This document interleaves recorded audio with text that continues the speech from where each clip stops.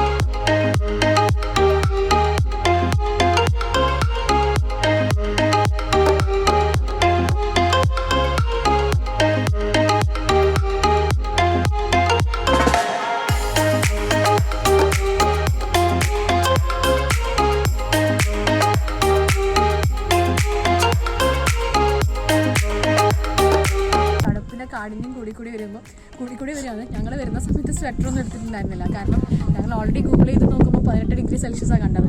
ഇവിടെ എത്തുന്ന സമയത്ത് ടെമ്പറേച്ചർ നല്ല രീതിയിൽ ഈസി ആയിട്ടുണ്ട്. നൈറ്റ് ആവുന്ന സമയത്ത് നല്ല രീതിയിൽ തണുക്കുന്നുണ്ട്. നമ്മളിപ്പം ഈ ഒരു ബെറാത്ത് കാസലിൻ്റെ മുകളിലുള്ളത്. അടിപൊളി വ്യൂ ആണ്. ഇവിടുത്തെ സൺസെറ്റ് പറയാതിരിക്കാൻ പറ്റില്ല, അത്രയ്ക്ക് അടിപൊളിയാണ്.